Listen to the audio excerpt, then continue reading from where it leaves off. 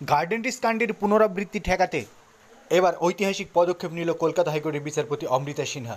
Garden রিচের পুনরাবৃত্তি ঠেকাতে বেআইনি নির্মাণ প্রসঙ্গে কঠোর অবস্থান কলকাতা হাইকোর্টের। হাওড়ার একটি বেআইনি নির্মাণের ঘটনায় প্রমোটারকে 1 কোটি টাকা জরিমানার নির্দেশ দেওয়ার পাশাপাশি আগামী 3 মাসের মধ্যে সংশ্লিষ্ট আবাসনের বাসিন্দাদের আবাসন খালি করে তাদের পুনর্বাসন দিয়ে ওই বিল্ডিং ভেঙে ফেলার নির্দেশ দিলেন জাস্টিস অমৃতা সিনহা। তারপর আবাসনটি ভেঙে ফেলা উচিত বলে এমনটাই নির্দেশ জাস্টিস অমৃতা সিনহার। সেই সঙ্গে ওই আবাসনের প্রমোটার তাকে 1 কোটি টাকা জরিমানা গুনতে হবে এমনই নির্দেশ দিলেন জাস্টিস অমৃতা সিনহা। তার আগে প্রমোটার আদালতে জরিমানার অর্থ জমা না দিলে তাকে গ্রেপ্তারও করতে পারে পুলিশ, এমনটাই নির্দেশ অমৃতা সিনহার।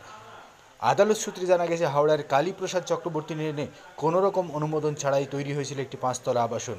শুধু তাই নয়, সেই আবাসনটির প্রত্যেকটি ফ্ল্যাট 30 থেকে 40 লক্ষ টাকা দরে বিক্রি করে প্রমোটার। নির্মাণটিকে কেন্দ্র করে মামলা হয়। অভিযোগ, মামলা চলাকালীনই 1তলা থেকে সেটিকে 5তলায় রূপান্তরিত করে দেন প্রমোটার। এই মামলায় এবার গার্ডেন রিচ প্রসঙ্গ উঠে আসে। তখনই জাস্টিস অমৃতা সিনহা হাওড়ার ওই প্রমোটারকে 1 কোটি টাকা জরিমানার পাশাপাশি ওই বিল্ডিং ভেঙে ফেলার ঐতিহাসিক নির্দেশ দিলেন আজ।